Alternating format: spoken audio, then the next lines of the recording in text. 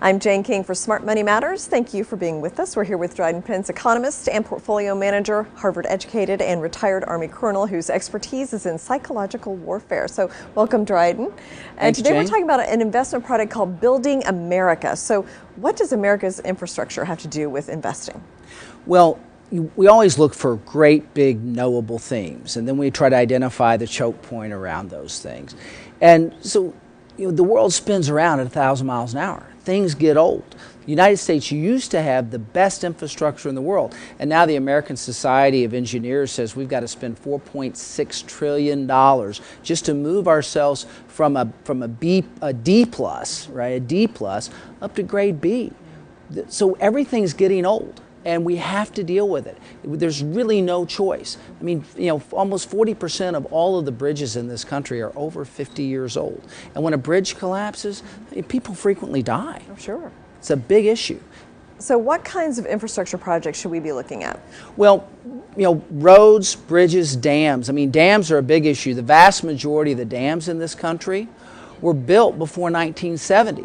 And when a dam bursts, I mean, if you remember the images of Katrina and everything that happened there. So you have roads and bridges and dams and these major pieces of infrastructure that have to be built. And now there seems to be political will to begin to spend the money, both at the state and local level and with matching at the federal level. So there's a lot of money headed towards solving this problem. Okay. So what are the industries and the individual companies that are associated with these projects? Well, what's really fascinating is that we have roughly $1.5 trillion running headlong into infrastructure rebuild.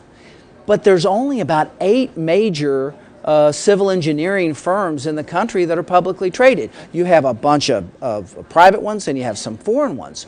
But in general, there's only 8 large publicly traded civil engineering firms that people can invest in. And they have to pretty much buy from the same suppliers. So there's a group of about 9 suppliers or rental companies. I mean, think of how hard it is to get a EPA approval for a rock pit. Well, you're not going to be able to do it. So you're going to buy all your rocks and all your aggregate from the same people that are already there. And these infrastructure projects are going to be ongoing for several years. So should this be part of our long-term investment strategy? Generally, large infrastructure projects go for, on average, about 7 years. So once these things get started, the companies involved in them have a pretty good earnings projection for a long period of time. So these are big projects that take a long time that state, local, and federal governments are all working together to make happen. Okay, and you can invest in one UIT. Right. So there's a unit investment trust, which is a specific investment that has a specific start date with a specific set of companies, and usually runs 15 months to 2 years. And so this particular investment you can purchase as a unit investment trust, and it brings all 17 of these companies together, so you can make one investment and really own the key part of this theme and what's going to happen for the future. Okay, thank you so much, Dryden Pence. We've been talking today about investing in America's infrastructure with Dryden Pence, economist and portfolio manager. Thank you for being with us. Jane, thank you for having me. Thanks. And I'm Jane King with Smart Money Matters.